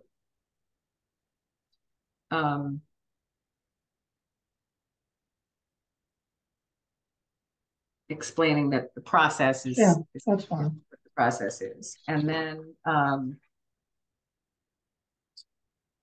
let's see. My favorite word back in the day was it was just a coffee clutch with the neighbors. Okay, and I had highlighted the word in the procedure The planning board shall within 1 week of receipt of the application transmit to appropriate town boards and departments. Do you want to Yeah. name them or to town boards? Um, Or do you want to leave it? yeah, just leave it. All right, I mean, the one that we refer to the most is Concom. yeah. All right, or to the town boards. Well, Yeah, yeah, I mean, occasionally if it jumps out as if there's a zoning issue, then we'll involve the zoning board, Right. but, okay. All right, and then the final decision, I have it highlighted here. And in your current bylaw, you have to file a copy of the decision with the town clerk, but there's no need for that. It's an administrative decision, and you don't Yeah. provide anything to the abutters who were all notified of this. So I thought maybe you would say you provide it to the applicant and the owners of the abutting lots by regular mail. Okay. Okay. that wouldn't hurt. That wouldn't I hurt suppose- with and I suppose the the number of building- neighbors we start to get at some of these things. That wouldn't hurt at all. That'd be Yeah. an improvement. And also a copy to the building inspector? Or leave that to the applicant to provide it to the building inspector? I think it should be to the building. Yeah. There should be a Yeah, copy if let's there's. mandate that. If we don't have to the town clerk, that's fine, can take that out, but I'd mandate the building inspector. Okay. All right. All right. So I think we have completed the review of the regulations. And one more thing we have to add in there. So when we made changes to Article 8 last spring, we moved a provision out of Article 8 that allows the ZBA to grant special permits for temporary structures that don't meet dimensional requirements of the bylaw for up to a year. That was in there. We moved it out of 8 because it didn't belong there, and we put it in Article 4. I took it out of Article 4 and I want to put it here as a as a 6, temporary structures. And we'll just take the exact wording that was in, I think it was Article 8, Section 10 or 810. And I'll just move that here. Okay, at the end. Okay. Okay. Yep. All right. So that's that except for the table. And this is there's so many notes on your table. Well, and again, I think when we get into substantive change in the spring, we want to review that. I know that my thinking on that long ago was to get rid of these notes as much as possible. Yeah. It gets confusing, I think. It does, yeah. It gets difficult to read, but again, with this being more housekeeping, and in the interest of time tonight, I think all of this is fine unless there's something you have to highlight in these notes, but we have to add, everything else, the actual dimensions are all the same as the existing, and really the only substantive discussion tonight is the height of the accessory structures and the height in the harbor waterfront business district. Exactly. But I highlighted all the special things for accessory buildings. And to me, that says in the future, the better course of action is to have a chart of dimensional regulations for principal and a chart for accessory. Yeah. Okay. But for now, we're going to leave it this way. But with all of those notes, again, the base height of the building, unless it's, there's some places where it's 15 feet or 6 feet, but the base is 25 feet. Now, casually, when we discussed ADUs a couple of months ago, last spring, when we were talking about the definition of height, we casually discussed 20. I don't know if 20 is too small, 25 is too big. You think of a residential garage is gonna, 20 feet high? Can be 8 feet, I mean, the garage bay itself can be anywhere from 8 feet to 12 feet, I suppose, but then there's the apartment above it with the roof. It's going to still meet the same definition where it's going to go to the height limit we put in will be to the peak of the roof. And, I don't know, 25 just seems high to me, but maybe it's not. It's certainly Well, not right now 35. it's 35, so. Right, no, so and I think that, you know, if the average story, and again, I researched this back in the spring, is 10 feet, that's 2.5 stories. And then our current height limit is 3.5 stories. So to me, that allows garage bay, apartment with a normal size ceiling, and even an attic, a small attic on it. 25, I think, is more than adequate, but I don't know if anybody thinks we should go lower than that. I don't know how much lower we should go, but I would like to hear, unfortunately he's not here tonight, is Clark, because he's the architect and sort of what I know what he'll say. He'll say 25. 35. no, he'll say 35, but I would say but when talking the difference between 20 and 25 of what accoutrements need to go in there and doing that, I think that's something we just need to know. But I mean, if everybody, Cassie, I don't know if you're here, I don't know if anybody, 25 is fine. So do you want to go up in the commercial districts on the second page? Do you want to go up to 30, What do we allow now? 35? Even with an accessory building? You don't have any special height Yeah, requirements. well, I would do this. I would stay at 25, and then the two commercial districts that have 45-foot limits, I'd let them go up to 30. Okay. Up to 30? Yeah, I don't know if anybody else, again, I don't want to be the only one that says anything about it. I think that's fine to start. I mean, this is going to go around to the other boards and they can chew on it too. Yeah. Well, it's just that once you advertise it, you have a lot, changing numbers like that becomes more problematic. Oh, we'll probably even when it goes through all the boards, we're probably gonna get somebody on town hall floor to make Well, some. yeah, and again, Like we had that with the signs, which Right, but you have to we be within the scope of the article, and when you start taking concrete numbers and saying, we advertise we're going down from 35 to 25, and you want to go higher than that, no problem. But if someone says, well, I want to go to 15, that's beyond the scope of the article.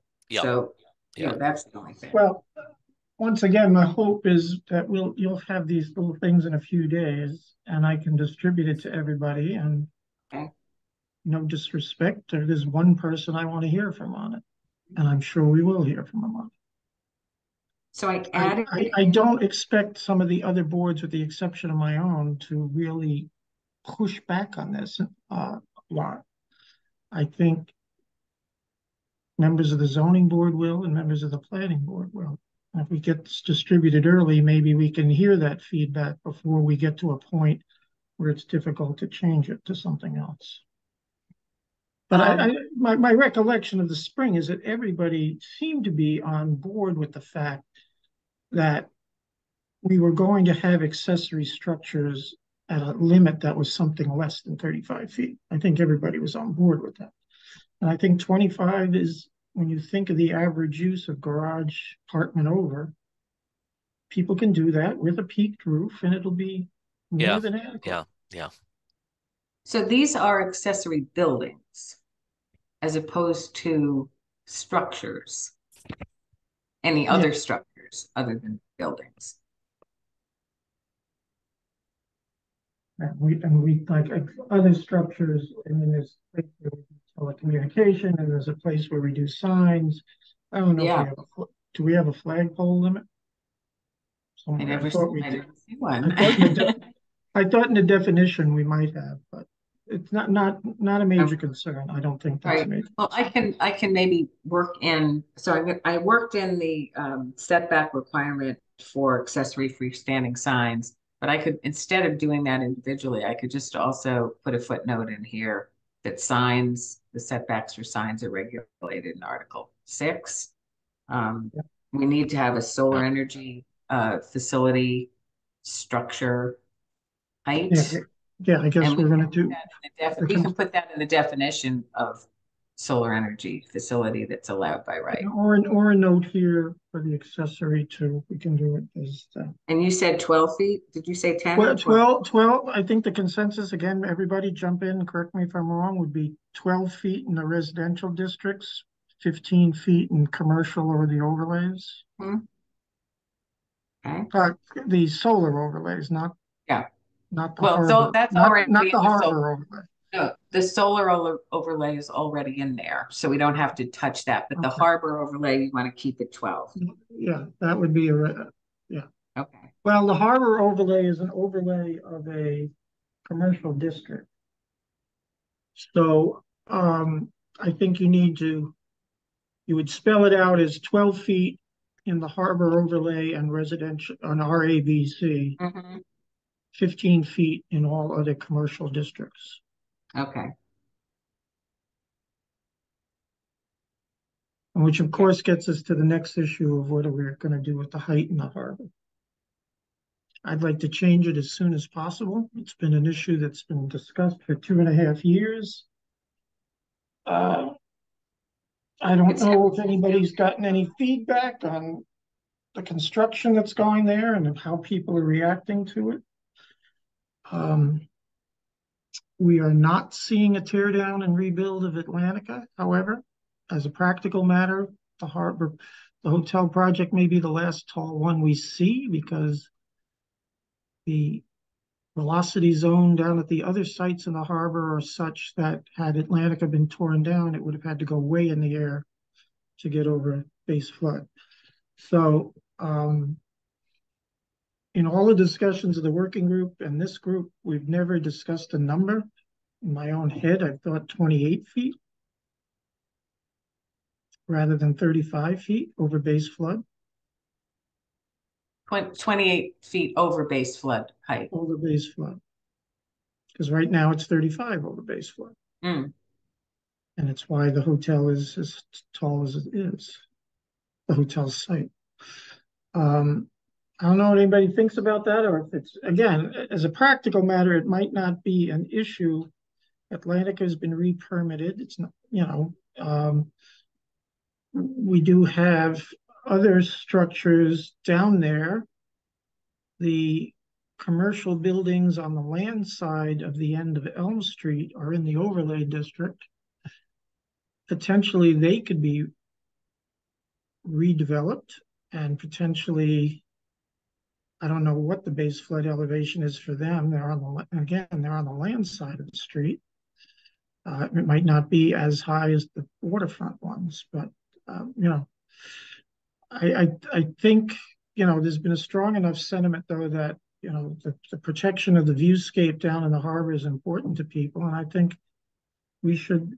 I don't think we're taking away from any commercial redevelopment of the properties, but I don't think 35 above base flood is where we should be. For new buildings. Yeah. Yeah. Well, is this something that you want? I mean, you were talking about a sort of overhaul. We've been talking about it for such a long time. It's not going to be any surprise to anybody if we include it in this warrant article, and maybe we could separate it out as a separate step vote so that it doesn't sink the whole article. But I think we should put it forward to the community. Again, there's been a lot of strong comments about it and social media about it one way or the other.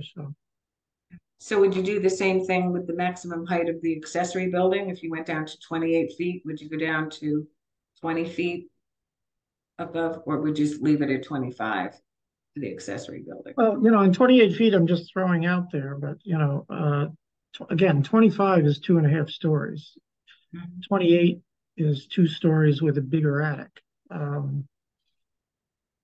Again, none of the thought has gone into the actual number yet, but that's where it's got to be something significantly different than 35, of course, to make any real change. But I'll leave it to everybody else. What do you think? I mean, again, we've discussed this on and off between both in this committee and the predecessor committee, the idea has been thrown out in public forums. You know, haven't heard anybody say don't do it. This is But, the height going from 35 to 28, Tom? 28 or 25, pick one. Yeah, I I just mean- don't know what, I mean, like, thir- does it 20 mean, does 28 going down to 25 or 28 mean that you can't get 3 floors or something? Like, when does it become wouldn't have- not you wouldn't have feasible to three- do a 3rd floor? No, you wouldn't have 3 stories. You'd have 2.5. Yeah, right. That's so You're gonna does like have 2 to 25, 28 not 3/4. allow you to do that? I don't know what that really means. Like, what is Well, truly the again, difference? If the average residential floor is considered 10 feet, 25 is 2.5. So that's 2 stories plus a small attic. 28 is 2 stories with a bigger attic. An attic with an 8-foot peak, so. So you would be also changing the height measurement instead of from the ground, you're measuring it from. Well, it's already in the overlay bylaw that it's measured. You're saying from this is only in the flood zone areas. Yeah, so this would apply only to what is now zoned in the harbor as waterfront business. The overlay, which doesn't have a separate line item in the table. There is a small downtown business section remaining. I think the commercial buildings on the land side of Elm Street are actually zoned downtown business, believe it or not. Thus my wish for consolidation. And then there is a light industry district down at the end of Parker Ave, which at the moment just has the Haggerty property, which is a grandfathered 2.5-story building, and then a trailer over at the marina, the private marina. Maybe it should be more comprehensively dealt with in terms of the height in the business districts. And when you reconfigure the business districts and overlay districts, and you figure out a base height for the normal business districts. Yeah, I mean, again, my changes to Article 3 would consolidate all this polyglot commercial zoning in the harbor, and then it would have a uniform height that would apply to those that district. So we wouldn't have to be making a distinction between the light industry that's on Parker Avenue versus the light industry on 3A, or the downtown business that's on Elm Street versus the downtown business that still exists in Beechwood and West Corner. Well, this would be more I for just think at this. some point we need to propose this change to the community and let them decide. Right, but I think you need to look at it in the context of the floodplain district bylaw as well, because not all of these properties, are they all in the floodplain? Are they all in the A-disc zone? Because when you start talking about above high water level, like some of them may not have that. Yeah, I thought it was only applicable to those where it was in a flood zone. Yeah, So Montana, this is where we're going to get your substantive contribution here. So that when the harbor area has been modeled for flooding for that seminar that went a couple of weeks ago, isn't the floodplain not only crossing Elm Street, but actually following Summer Street and Elm Street along the James Brook quite a ways? If I understood correctly, the flood zone extends quite a ways inland, almost to the village. Yeah, so if you're starting from like where the new townhouses are, like the old hotel used to be, Yeah. and that whole street of Elm Street that's in the flood zone, and then like a section of Border Street, probably like, I mean, from what we studied up to Atlantica, but they did say that because of the Gulf River, that will all also be flooded. Summer Street and then South Main Street too. There's a pretty big chunk that is in the floodplain zone as well. Right, but what I'm concerned, it may be, Judge Cutler, that I know, like the hotel site was at elevation, the base flood elevation, I believe, was 8. And at the Atlantica site, it's significantly higher, which is why he's not tearing down the building and building up. Now, on the land side of Elm Street, those commercial buildings, maybe it's elevation 4 there, maybe it's elevation 6, maybe it might be something lesser, but it's in the floodplain. I'm sure there's but my concern is you spent a lot of time figuring out the base from where you measure the height of buildings. So Yes. now you're going to have a different measurement for the height of buildings in that, really in the floodplain. You're Well, saying at least in the harbor area, whether we extend that to a floodplain involving the floodplain as we get towards the village and some of the other residential areas of town, that's a different story. Right, but you've got a definition of height that is not in any way, shape, or form related to floodplains. And yeah, so but we have a definition we have a definition in the overlay bylaw that essentially would be carrying it over. That says that the bottom measurement is at base flood elevation. So the new height definition we just put in would be the same, except that the bottom measurement is base flood elevation as opposed in the overlay district. In the overlay district. Right, and I'm saying extend that definition to the rest of the harbor commercial areas. And we have to amend Article 2, the definition of height, to say how you measure it. Not necessarily. I think this is something more for the spring, isn't this, or beyond? Well, I mean, I don't know if this is going to be able to be. I know. I'm just concerned people are going to say, well, we keep kicking this particular can down the road, and I'm not, the hotel project's underway. It is what it is. Atlantica is permitted for what it is. It is what it is. There is a future permit application going to come for the property that has the tide thing going under it. But all I'm saying is you need to be able to compare for town meeting. If the building were built under today's height regulations at 35 feet above the average grade surrounding it, what would be the difference in the height, the actual height, if you changed it to 28 feet above the high watermark, or the flood level? So show me what the difference is. I also think there's other regulations that come into play, coastal regulations that the state has, for example, that prevented Atlantica from tearing down and going up. Right. Regardless of what our bylaw said. Right. Our bylaw would let them go 35 feet up, but their starting point of where that 35 feet would have been 14 feet in the air. Exactly. I'm not trying to kick this can down the road, but it's just that with the town meeting was pushed up, and that pushed up all of our deadlines. 2-3 more weeks to discuss this. But the worst thing in a zone, especially a zoning bylaw, any bylaw, but a zoning bylaw especially, is the fear of the unknown. And so if you're able to, work out some of the details, get some things on paper, some things you can diagram, which could be done in the spring, I think that can alleviate any concerns people might have regarding what numbers you're going to talk about, especially with the floodplain, because that's exactly the questions is, well, where are you talking about? Is it just that section? Is it just this district? All of that has to be dealt with. And so I think, for the special town meeting, which is just going to be coming up around the corner, I think that's going to confuse people too much with everything else that we were doing in the bylaw. And then that becomes the centerpiece of everything instead of everything else that we've already done. No, understood. Again, I would vote for this separately from the rest of it, so the rest of it doesn't rise or fall with it. But I get it. And that's fine. It'll be easy. It'll be easier to do if we consolidate the districts. Be careful what you wish for, because you may be getting a higher building than you would get if you measured it from the ground level. You may be changing the relationship of the building to the base in a way that gives you a higher building. And unless we can figure that out, I don't know if you want to. I don't know if you want to. No, and we would not have with the overlay, because the overlay bylaw specifically referenced base flood elevation. But you're saying, for example, if the Lobster Pound old boatyard does get redeveloped, we're measuring it from the existing ground.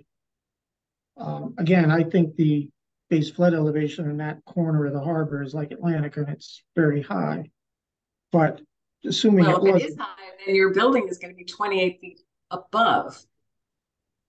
Yeah, I think it being high is going to. I think what Tom's trying to get at doesn't want 50-foot street walls. No, I understand that, but what I'm Yeah. saying is, do you know if you're getting lower buildings or higher buildings if you apply this standard? All right. That's all. I want you to be, I want you to be sure of what you're getting. You're gonna have All to right, pull. You're gonna have to pull. that's- You have to pull out the floodplain map with contours and take a quick look and just see what you're Yeah, looking all right. at. That's All right, well, I'm fine in putting this off. If we had 3 more weeks to hash this out and do some more study, that would be great, but we don't, so that's Yeah. fine. Everybody okay with putting it off to the spring, I assume? All right. Then Judge, I don't know what your time frame is. I just want to I get am this. going to, so what's more important for this week? For me to update the dimensional thing or to Yeah, finalize? let me distribute 5 to everybody into the peanut gallery to start the comments now. Again, the first meeting on all of this is the 5th with the selectmen, a week from Thursday. So I can get No, you. I'm sorry, a week from Tuesday. Tuesday. So I can get you by Friday, certainly by Friday morning or Thursday afternoon, I can get you the revised Article 5 stuff. Yeah. And then I will work on updating, writing the warrant article for 4 based upon everything we have agreed upon. And then we're going to have to meet. Can we meet on the 10th, the 11th rather, so we can make a final decision on everything in Article 5 and I can get a warrant article done ASAP? Is the 11th anything special? Is that a holiday? No. Labor Day is the 4th, right? You had scheduled, I think the draft schedule called for the 18th. And I was Do you thinking, have that handy with you, Montana? I don't. If we did schedule the 11th, then let's keep to it. I don't think you did. Well, sooner. When are you leaving? I can Do you see? I can check Cassandra's calendar for what day she held for you guys tomorrow when I get in the office because she was holding a date for you guys. From what I recall of what her draft schedule showed, it was the 18th would be a meeting. And I think that's too far out to get you a warrant article in time. She's going to remember the public hearing notice is coming out. I think the 13th, I want it's 13th or 14th, I guess. Yeah. So we want to have something that's solid to put on the town website, even if it's in draft form for a warrant article. At least have something. All right. Is the 11th good with everybody who's here? Yes? Signal with a thumbs up if you're muted. Yeah, I think that can work. Yeah. Do you know when the zoning board's meeting this month, Mike? No, I don't. No. Okay. All right. We're Well, meeting on the 12th. There you go. Thank you. All right. So if you and Woody would like to review this with us on the 12th, I'd be willing to do that. I think that would be helpful. I will not be available, just so you know. I've got surgery that morning. No, no, you got surgery.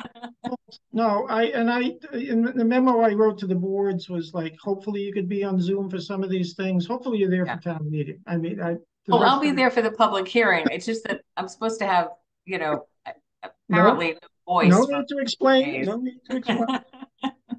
Too much information. We don't need that. No. I just want you to explain. I can't talk, so I can't. I mean, I could be there, but I wouldn't be able to talk. Whatever procedure that is, don't tell anybody else. You'll want to subject me to it instantly. But, so, all right. Thank you again for your work, Judge Cutler. Thanks. Rob Hillman is here. Rob, unmute yourself. Rob, how are you? Rob is the chairman of our advisory committee. I don't know if you met Judge Cutler back in the spring, but I attended the advisory's review of the last set of changes, and it was enormously helpful. So it's good to see you again, Judge. We've met before. I probably didn't leave that much of an impression, though. No, for scheduling we will have, what we discussed tonight was close to finalization of Article 5, and we will have that out by the end of the week, and I'll do the same thing and distribute to all the chairs of the relevant boards. Article 4, we finalized tonight for sure, and the judge will turn it into an actual warrant article. But what you have and what we distributed is certainly Okay. close. Yeah, I'll watch your meeting on YouTube. I usually watch them in arrears to catch up, and I just want to get the material into the hands of my committee sooner rather than later. So we're prepared. So I don't want to take up any more of your time. So no, but right now, just for scheduling, so you know, we got the select board on the 5th. Okay. Planning is meeting the 6th, the 20th, and the 27th, and the 27th is our official public hearing on these warrant articles. And there's only going to be 2 now, not going to be the 4 that I originally held the space for. We just arranged that this committee is going to meet the 11th to make sure we finalize the warrant article for 5. We're going to tentatively meet with ZBA on the 12th, tentatively meet with Alternative Energy on the 15th, because they're involved in one issue on Article 4. So all I ask for you is a heads up, working around the planning and ZBC schedule, which is usually Monday and Wednesdays. And we are going to have 3 planning board meetings this month. So yeah, again, we don't want to violate the open meeting law. I've already gotten one board chair who I distributed that memo the other day to give us some preliminary comments. One-on-one is okay if you have any initial thoughts, but we have to avoid all the group discussion. I'm a big fan of the OML. So yeah, so now, well, I'll communicate with you about scheduling. We usually meet on Wednesdays, but if that's inconvenient for this, we'll make another arrangement. Only because we moved. The only possibility of Wednesday is our meeting on the 6th. We just moved a lot of stuff to the 20th, and the 20th we have 2 big hearings. The 27th we're setting aside solely for the public hearing. The only other possibility is what's in the interim there, the 13th. Okay. Then I'll be meeting 4 nights in a row, and that's okay. That's 13 October. 13 of September. September. Yikes. Okay. I mean, can you meet after the planning board public hearing? We often do, actually. Yeah, we typically with zoning board amendments, we meet after. Oh, okay. It's been sort of locked in, because then just we're making a about recommendation of what's been approved. So yeah, we're concerned about having to do edits late, in the game, but that's fine. Yeah. Okay. Right. Yeah, don't change your normal pattern. Thank you. All right. I don't know. And by the way, somebody said, where's all of our minutes? And I know I've been remiss. I'm the one doing the minutes, but some unnamed board chairman apparently ratted us all out. So I will have. I'm aghast. I just can't believe I don't that know somebody which one it was. who's got to coordinate a board that looks at the work of other boards might say, gosh, where are the minutes? And you guys are far from the worst. I have 2 suspects. I have 2 suspects, but that's all right. I will promise to the board that I will catch up on all the minutes, and we'll also deal with those on the 11th and get them all up to snuff. But is there any other business anybody wants to bring up? No, motion to adjourn. Okay. I'll Thanks. second that. Bye. Rob, Okay. thank you. Thanks. Bye-bye. Thank Thank you you, all. everyone. All Thanks, right. everyone.